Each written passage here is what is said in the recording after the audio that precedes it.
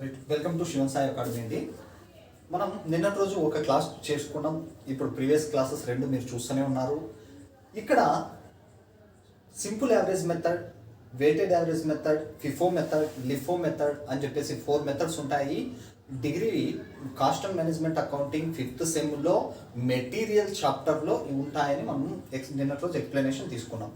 ఈరోజు మనం FIFO method గురించి ఫస్ట్ మనం తీసుకుందాం. ఫిఫో అంటే ఏమి అనేది నిన్నటి రోజు మనం తెలుసుకున్నామండి.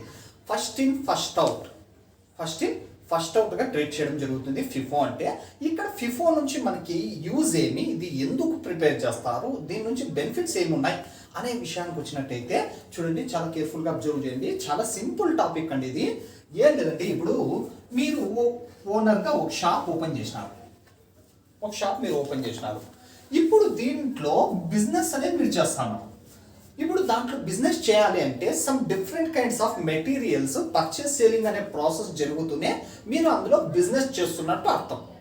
ఇప్పుడు దీంట్లో పర్చేస్ సేలింగ్ అనే ప్రాసెస్ జరగాలి అంటే పర్చేస్ చేస్తూ ఉంటారు, తర్వాత సేల్ చేస్తూ ఉంటారు. ఇక్కడ ఏం జరుగుతుంది, పర్చేస్ చేసినప్పుడు మన షాప్లోకి సమ్ ఐటమ్ అనేది ఎంటర్ అవుతూ ఉంటుంది, మనం సేల్ చేసినప్పుడు సమ్ ఐటమ్ అనేది అవుట్ అవుతుంటుంది. ఇంక రిమైనింగ్ మన షాప్లో ఎంత బ్యాలెన్స్ ఉంది అనేది తెలుసుకోవడం కోసమే మనం ఈ టైప్ ఆఫ్ ప్రాబ్లమ్స్ని, ఈ టైప్ ఆఫ్ స్టోర్స్ లెడ్జర్ని మనం ప్రిపేర్ చేయడం జరుగుతుంది.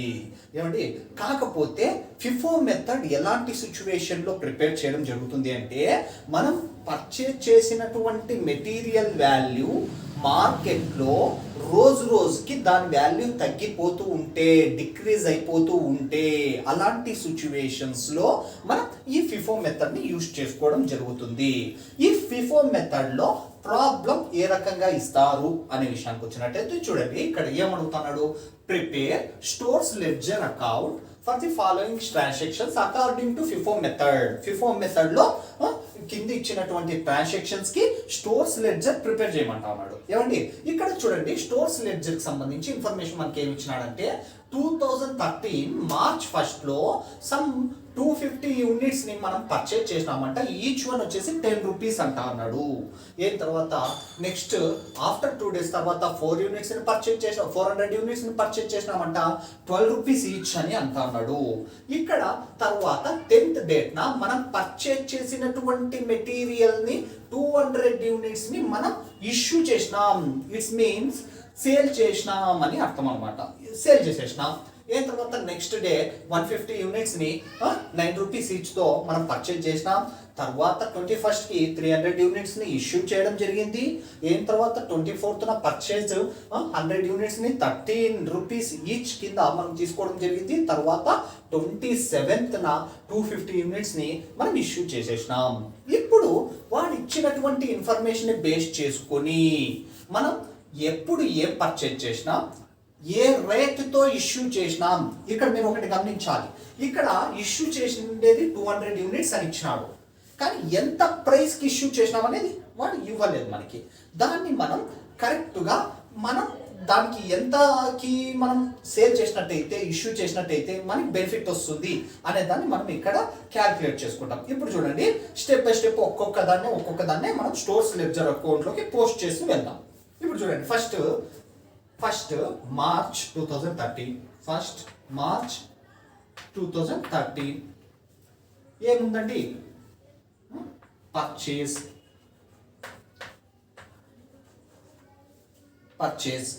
ఈ పర్చేజ్లో రిసిప్ట్స్ ఉంటాయి, ఇష్యూస్ ఉంటాయి, మన బ్యాలెన్స్ ఎంత ఉంది మన స్టోర్లో అనేది ఉంటుంది అనమాట.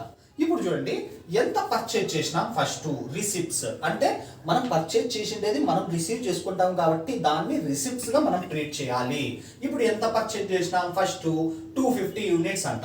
ఇప్పుడు 250 యూనిట్స్ అనేది వన్ ఆఫ్ ద క్వాంటిటీ కాబట్టి క్వాంటిటీలో 250 పర్ యూనిట్ ఎంత, 10 రూపీస్. ఓవరాల్ గా టోటల్ అమౌంట్ ఎంత పెట్టినట్టు మనం 10 ఒక 25 1 25 ఈ0 2500 రూపీస్ పెట్టి మనం 250 క్వాంటిటీని పర్చేజ్ చేసినామని అర్థం అనమాట. ఇప్పుడు చూడండి, దీన్నే డైరెక్ట్ గా తీసుకొచ్చేసి బ్యాలెన్స్ లో రాయాలి మనం. 250 each one 10 rupees, 2500 rupees. Right. Next day చూడండి, ఈ మార్చ్ 3 400 యూనిట్స్ని మనం పర్చేజ్ చేసినామంట 12 రూపీస్ ఈచ్తో. కాబట్టి మార్చ్ 3 2013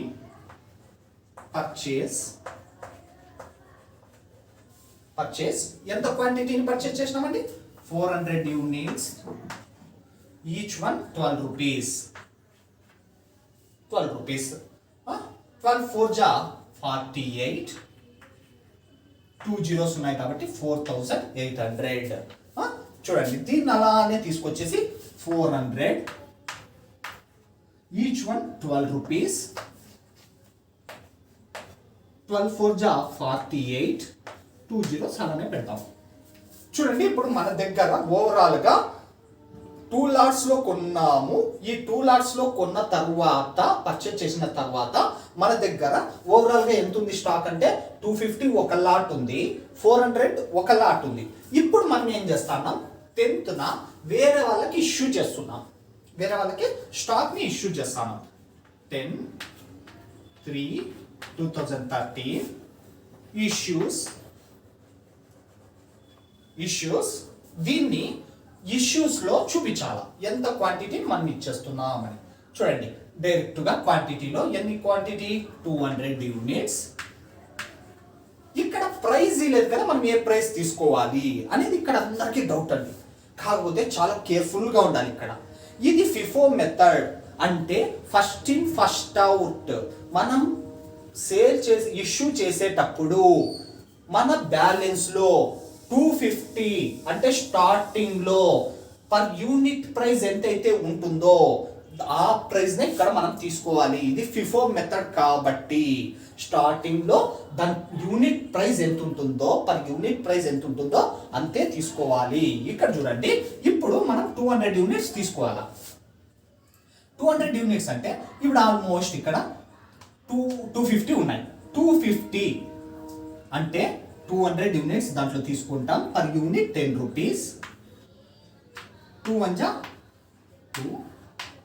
2000. రైట్. ఇప్పుడు ఇక్కడ ఇష్యూ చేసిన తర్వాత ఒక గీత ఇలా వేసేసుకొని మీరు ఇప్పుడు బ్యాలెన్స్ ఎంత ఉన్నాయి అంటే ఇప్పుడు చూడండి, 250 క్వాంటిటీలో లాట్లో 200 వెళ్ళిపోయినాయి. ఇంక రిమైనింగ్ బ్యాలెన్స్ ఎంత ఉన్నాయండి? 50. పర్ యూనిట్ ప్రైస్ ఎంత? 10 రూపీస్. 5 1 జా 500. నెక్స్ట్, ఈ రిమైనింగ్ సెకండ్ లాట్ ఏమి పొలా, ఎట్లుండేది లాట్ అట్లే ఉంది కాబట్టి ఆ లాట్ని అలానే రాసేసుకోవాలి. 12 4 జా 48, 4800. రైట్. ఇప్పుడు నెక్స్ట్ ఈ ఇష్యూస్ అయిపోయినాయి. నెక్స్ట్ 16th పర్చేజ్ చేస్తున్నాం. ఆ 16th ఇప్పుడు 16/3/2013 పర్చేజ్ ఎంత? 150 యూనిట్స్ని 9 రూపీస్ ఈచ్తో మనం పర్చేజ్ చేస్తున్నాం. చూడండి, 150 పర్చేజ్ చేసినాం కాబట్టి ఫస్ట్ రిసిప్ట్స్లో 150 యూనిట్స్ 9 రూపీస్ ఈచ్. ఇప్పుడు 150 యూనిట్స్ని పర్చేజ్ చేసినాం, 9 రూపీస్ పర్ యూనిట్. ఇప్పుడు చూడండి, 59 జా 135. ఈడొక జీరో అలానే ఉంది కాబట్టి ఆ జీరోని అలానే పెట్టేస్తాం. ఇప్పుడు చూడండి, ఓవరాల్గా మనకి దీన్ని మరి బ్యాలెన్స్లో తీసుకురావాలా. 150 యూనిట్స్ 9 రూపీస్ ఈచ్. 59 జా 135.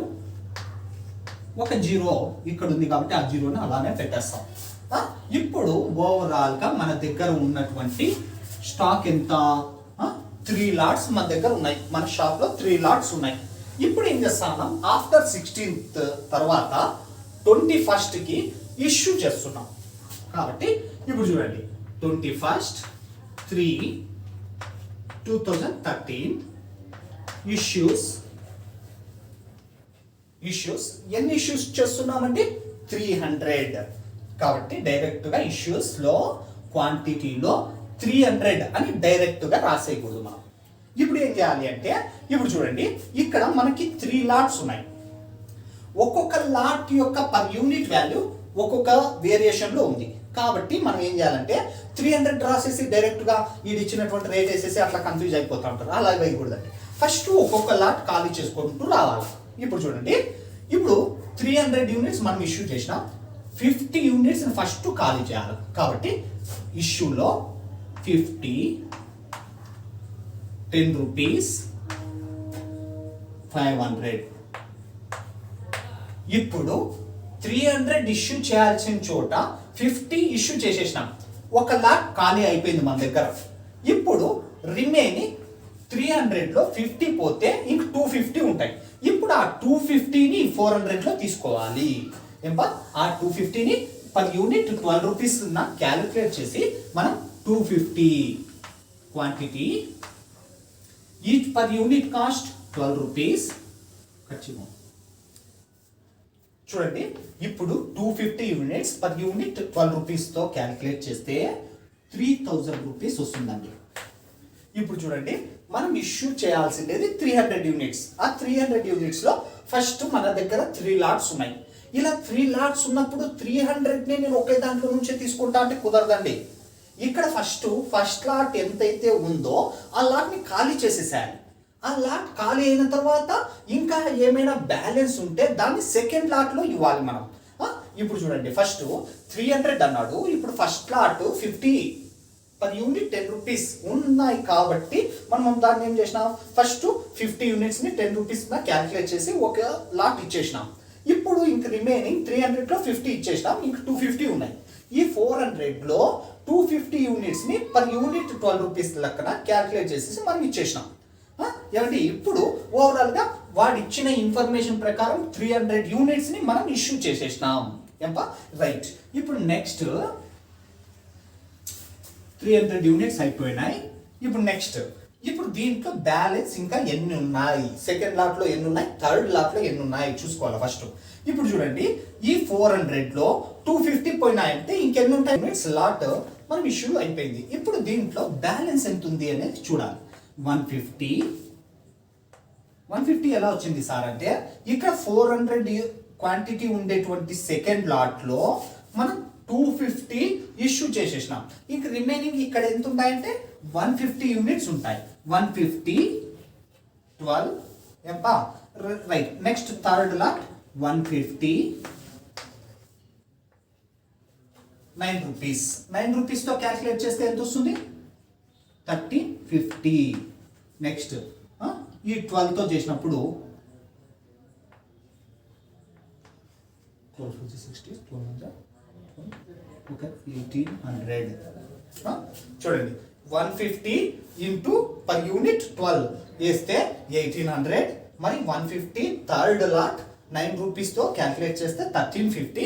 ఇప్పుడు మన దగ్గర ఓవరాల్గా 150 ఒక లాట్. మరి దీన్ని ఏం చేస్తారంటే కింద తీసుకోండి. మరి 150, 12 రూపీస్, 150, 9 రూపీస్, 1800, ఒక 1350. ఇప్పుడు నెక్స్ట్ మనీ ఏం చేసినాం, 24th 100 యూనిట్స్ని 13 రూపీస్ ఈచ్తో మనం మళ్ళీ పర్చేజ్ చేసినాం. ఇప్పుడు దాన్ని ఎంటర్ చేద్దాం. చూడండి, 24, 3, 13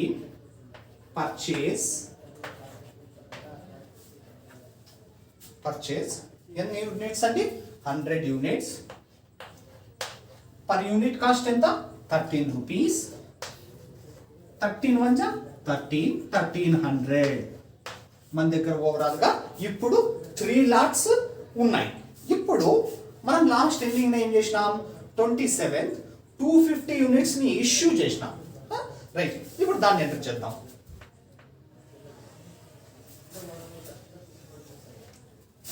రైట్, 27th